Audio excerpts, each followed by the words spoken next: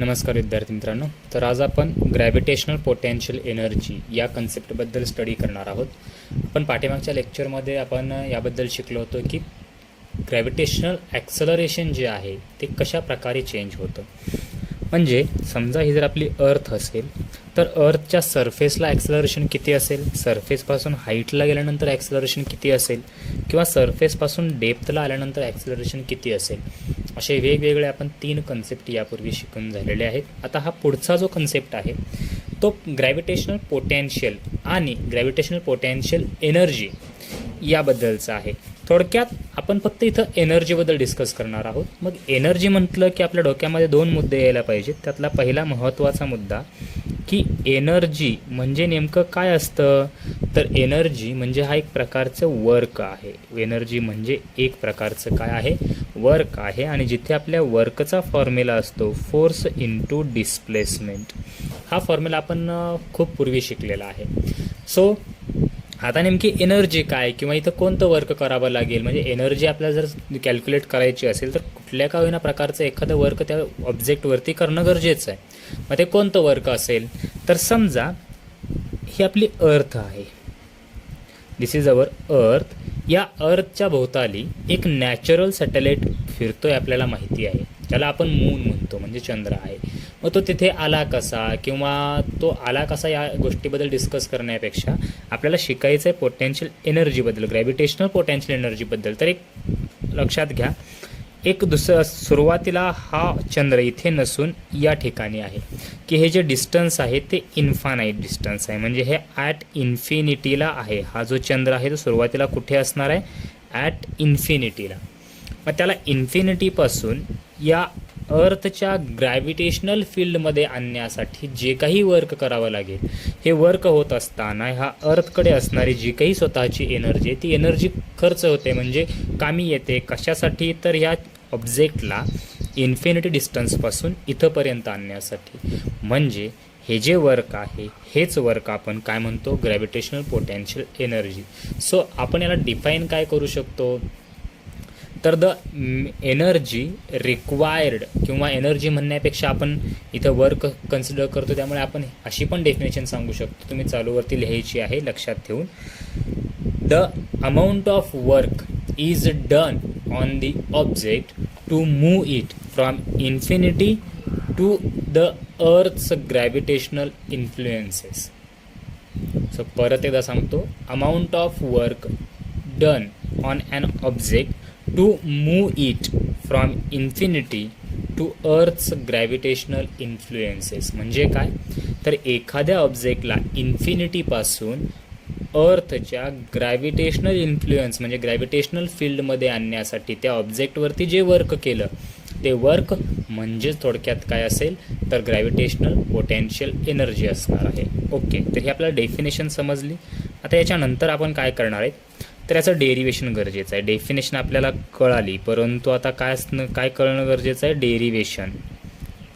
Derivation म्हणजे काय तर एक मॅथमॅटिकल फॉर्म्युला आपल्याला तयार करावा लागतो. कशा प्रकारे. सो इथं समजा कन्सिडर 2 ऑब्जेक्ट्स, 2 ऑब्जेक्ट्स आहेत. एक पहिला ऑब्जेक्ट आहे या ठिकाणी M1 पर्यंत.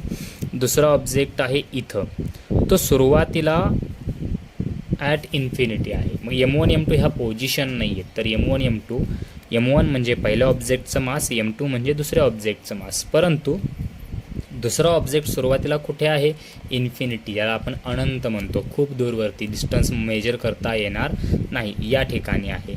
पण एक काम करू आपण की तो सुरुवातीला ज्या ठिकाणी आहे ते डिस्टन्स आपण त्याला R1 म्हणूया. याला म्हणू R1. माहीत नाही आहे किती आहे परंतु R1 आहे. मग त्याला शेवटी आपलं टार्गेट काय आहे तर ह्या सेकंड ऑब्जेक्टला इथून मूव करून इथंपर्यंत आणणं. आणि हे जे डिस्टन्स असेल, हे जे डिस्टन्स आहे याला आपण R2 म्हणूया.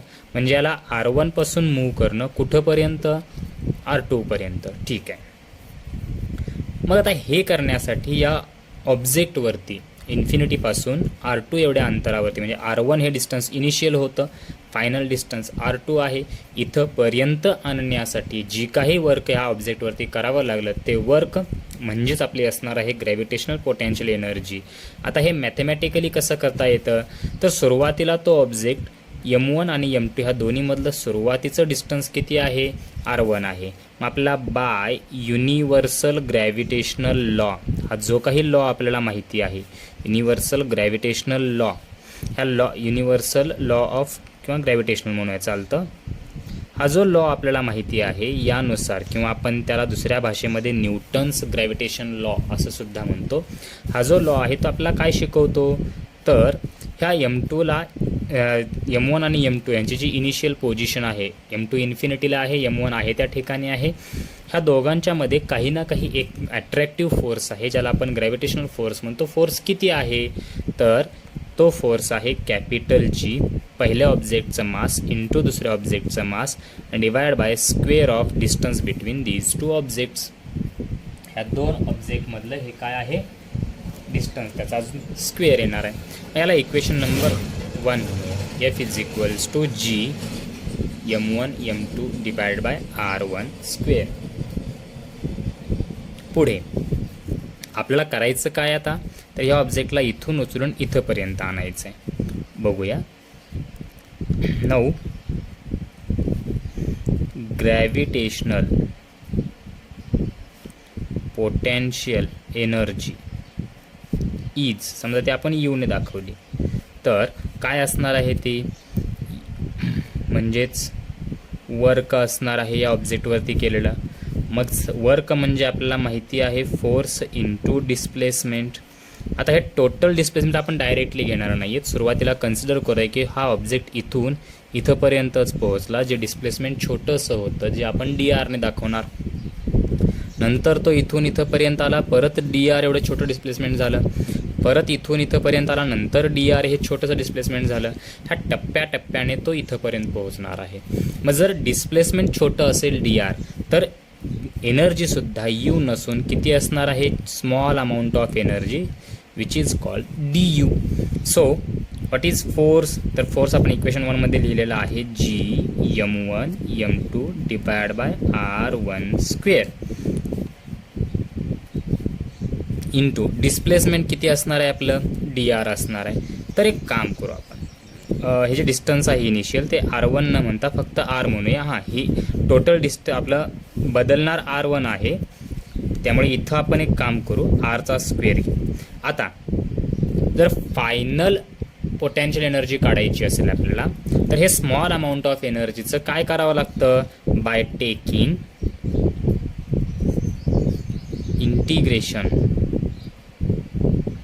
ऑन बोथ साइड्स, किंवा तुम्ही याला असंही म्हणू शकता, total gravitational potential energy is given as U is equals to integration from R1 to R2. कुठल्या पोझिशनपासून, R1 ह्या पोझिशनपासून R2 ह्या पोझिशनपर्यंत, फ्रॉम R1 टू R2 काय असणार आहे, तर G M1 M2 divide by R square into DR. So इथं constant काय काय आहेत, कॅपिटल G म्हणजे ग्रॅव्हिटेशनल कॉन्स्टंट, तो ऑलरेडी कॉन्स्टंटच आहे, त्यामुळे तो बाहेर आला इंटिग्रेशनच्या. M1 आणि M2 पहिल्या ऑब्जेक्टचं मास किंवा दुसऱ्या ऑब्जेक्टचं मास हे सुद्धा कॉन्स्टंट आहे, त्यामुळे ते पण आपण कॉन्स्टंट इंटिग्रेशनच्या बाहेर घेतलं. मग इंटिग्रेशनमध्ये उरलं काय, R1, integration from R1 to R2, R1 पासून R2 पर्यंत शिफ्ट करायचं आहे. उरलं काय, तर इथं 1 divide by R square into DR बार. आता हे इंटिग्रेशन आपल्याला सॉल्व करायचं आहे. अशा प्रकारे इंटिग्रेशन सॉल्व करू शकतो आपण. तर आपल्याला इंटिग्रेशनमध्ये एक फॉर्म्युला शिकला आहे, x raise to n into dx असेल, तर x raise to n+1 divide by n+1 असा फॉर्म्युला शिकलेला आहे. आणि जर याला लिमिट असतील फ्रॉम A टू B, कुठून कुठंपर्यंत शिफ्ट करायचं, तर इथं फक्त आपल्याला ब्रॅकेट टाकून A टू B असे लिमिट अप्लाय करणं गरजेचं असतं. मग अगदी त्या प्रकारे हे 1 डिवाइड बाय R स्क्वेअर याला आपण x रेज टू n म्हणजे कुठल्याही टर्मचा रेज पॉवर कशा प्रकारे आणू शकतो, तर U is equals to G M1 M2 integration from R1 to R2 1 divide by R square आहे. याला जर आपण वरती उचललं तर इथं होणार आहे R raise to -2 into DR.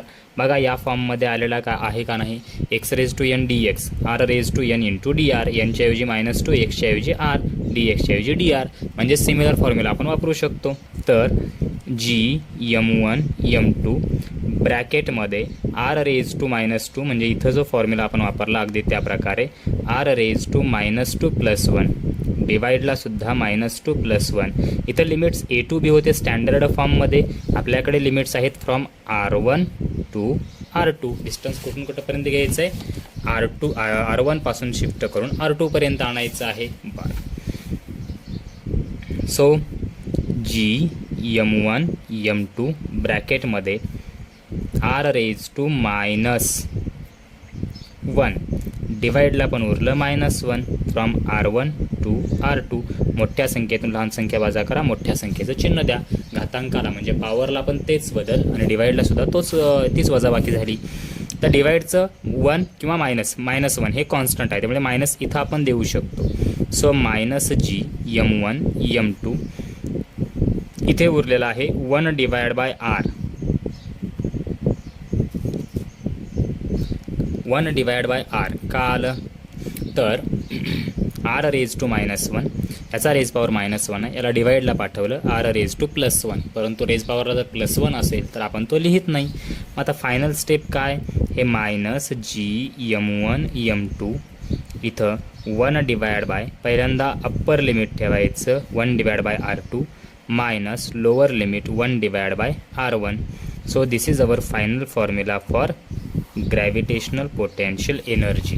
हां, फक्त एक नोट लक्षात ठेवा की तुमच्या स्टेट बोर्ड तसंच CBSE तसेच काही ठराविक पब्लिकेशनच्या नोट्स या वेगवेगळ्या बुक्समध्ये नोटेशन्स वेगवेगळे असू शकतात, समजावून सांगण्याची पद्धत वेगवेगळी असू शकते किंवा वेगवेगळे शिक्षक तुम्हाला वेगवेगळ्या मेथडने शिकवू शकतात, परंतु फायनल फॉर्म्युले जे आहेत ते चेंज होणार नाहीत. आता NCERTच्या बुकमध्ये हे जे काही ग्रॅव्हिटेशनल पोटेन्शियल एनर्जी आपण यूने रिप्रेझेंट केले, त्यांनी यूने दाखवता डब्ल्यूने दाखवले. का बरं, तर एनर्जी म्हणजेच एक प्रकारचं काय असतं, वर्क डन आपल्याला माहिती आहे, त्यामुळे त्यांनी यूने दाखवता कशाने दाखवलेलं आहे, डब्ल्यूने दाखवले. तर हा झाला फॉर्म्युला कशासाठी, ग्रॅव्हिटेशनल पोटेन्शियल एनर्जीसाठी. इथं आणखी एक बीट आहे जो ग्रॅव्हिटेशनल पोटेन्शियल एनर्जी नाही आहे, फक्त ग्रॅव्हिटेशनल पोटेन्शियल म्हणजे काय, तर तो दाखवायचा व्हीने -G M1 M2 /r. हे नेमकं काय कन्सेप्ट आहे, तर ही जी आपली अर्थ आहे, अर्थच्या सेंटरपासून एखादा ऑब्जेक्ट या ठिकाणी आहे. हे डिस्टन्स आपण कशाने दाखवतो, स्मॉल आरने दाखवतो. समजा ऑब्जेक्ट तो या ठिकाणी आहे, अर्थच्या सेंटरपासून स्मॉल आर एवढ्या अंतरावरती तो ऑब्जेक्ट आहे. मग याला या ठिकाणी एवढ्याच डिस्टन्सवरती स्थिर राहण्यासाठी जे पोटेन्शियल गरजेचं असतं ते पोटेन्शियल म्हणजेच ग्रॅव्हिटेशनल पोटेन्शियल. हां, आता ही केस फक्त अर्थच्या बाबतीत नाही आहे, तर ही केस सन किंवा इतर युनिवर्समधला कुठलाही ऑब्जेक्ट घ्या त्याच्या बाबतीमध्ये आहे. फक्त जर अर्थ आणि मून घ्यायचं असेल तर इथं मास ऑफ दी अर्थ पहिल्यांदा घ्यावा लागेल आणि मास ऑफ दी मून नंतर घ्यावं लागेल. सन आणि अर्थबद्दल घ्यायचं असेल तर इथं सूर्याचं मास आणि नंतर पृथ्वीचं मास. म्हणजे ऑब्जेक्ट वेगवेगळे असताना इथं फॉर्म्युल्यामध्ये मासच्या ठिकाणी फक्त त्या ऑब्जेक्टचं मास येत राहणार आहे. परत एकदा सांगतो, ग्रॅव्हिटेशनल पोटेन्शियल एनर्जी वेगळी आहे आणि ग्रॅव्हिटेशनल पोटेन्शियल वेगळं आहे. एनर्जी म्हणजे काय, तर इन्फिनिटीपासून एका ठराविक पोझिशनला त्या ऑब्जेक्टला आणण्यासाठी जे वर्क केलं जातं ते वर्क म्हणजे ग्रॅव्हिटेशनल पोटेन्शियल एनर्जी. आणि ह्या ऑब्जेक्टला या पोझिशनला पोहोचल्यानंतर एवढ्याच अंतर ठेवून ते कंपल्सरी पुढे फिरत राहावं, रिव्हॉल्व होत राहावं कशाभोवती, या ऑब्जेक्टभोवती, किंवा एवढ्याच डिस्टन्सवर ते कॉन्स्टंट असावं. त्यासाठी लागणारं जे पोटेन्शियल आहे ते पोटेन्शियल म्हणजेच ग्रॅव्हिटेशनल पोटेन्शियल. असे वेगवेगळे 2 कन्सेप्ट आपण शिकलेले आहेत. याचे डेफिनेशन तुम्हाला कुठल्याही बुकमध्ये मिळून जाईल. तरी एक लास्ट टाईम सांगतो. ओके, तर इथं आपल्याला डेफिनेशन बघायची आहे ग्रॅव्हिटेशनल पोटेन्शियलची. काय असणार आहे डेफिनेशन, तर the gravitational potential due to gravitational force of the earth is defined as the potential energy of a particle of unit mass at that point. Definition सांगितलेली आहे. डेफिनेशन तशी पाठ करायला सोपी आहे, पाठ करून घ्या. पण मिनिंग जो आहे की एखाद्या पोझिशनला या पॉईंटला तो ऑब्जेक्ट आला, तो इथं राहण्यासाठी जे काही पोटेन्शियल गरजेचं आहे ते पोटेन्शियल म्हणजेच ग्रॅव्हिटेशनल पोटेन्शियल. इथं आपण 2 कन्सेप्ट शिकले. पहिला कन्सेप्ट होता ग्रॅव्हिटेशनल पोटेन्शियल एनर्जी, दुसरा कन्सेप्ट होता ग्रॅव्हिटेशनल पोटेन्शियल. तर हे 2 कन्सेप्ट शिकवून झाल्यानंतर आता पुढचा जो बीट आहे तो इस्केप स्पीड किंवा इस्केप व्हेलॉसिटी याबद्दल आपण नेक्स्ट लेक्चरमध्ये डिस्कस करूया.